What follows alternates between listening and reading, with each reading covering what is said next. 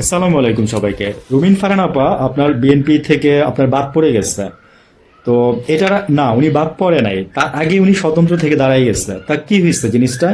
তো ধরেন আপনি পরীক্ষায় আপনি বসছেন বা আপনি জানেন আপনি ফেল করবেন, আপনি পরীক্ষায় আপনি দিতেই যান নাই, তাহলে কি আপনি ফেল করবেন? করবেন না। তো রুমিন ফারহান কিন্তু ওই চালটাই চালছে।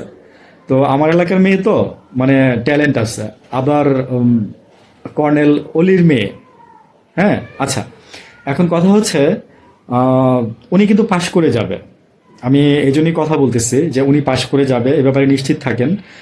কারণ হচ্ছে যে আমার এলাকা তো আমি জানি যে দ্বন্দ্ব কোন মাত্রায় গিয়ে পৌঁছাইছে।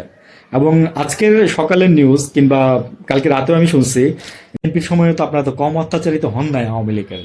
এবং এই রুমিন ফারহানি মনে করেন যে আপনার সংসদে গেছিল এবং সংসদ থেকে আবার বেরো হয়ে চলে আসছে। তো ওনার মধ্যে কিছুটা ন্যায় নীতিবোধ আছে, কিন্তু মাঝখানে উনি কেন এরকম করছে আমি জানি না। বিএনপির জন্য স্বাভাবিক, মানে আসলে কি দলকে যারা ভালোবাসে, আমি বললাম না যে আপনারা এই একটা জায়গায় ভুল করেন সবাই, মানে আপনারা দলকে যারা ভালোবাসেন তারা দল না, আপনারা ব্যক্তিকে ভালোবাসবেন। আমার দেখেন এই যে বিএনপি নামক দলটাকে, পুরো দলটাকে আমার কখনোই পছন্দ না। দলের মধ্যে দুইটা ব্যক্তি ছিল, মারা গেছে। হ্যাঁ, তারেক জিয়া আসছে, তাকে আমার ভালোও লাগে না, খারাপও লাগে না। উনি যদি ভালো কিছু করে দেখায় তাহলে আমার ভালো লাগবে। আমি বলছি না যে কম্পারিজন করলে ওনার দোষ হচ্ছে 1%। তো রুমিন ফারহান আপা, মানে ওয়েল ডান, আপনি জিতে আসবেন আমি জানি।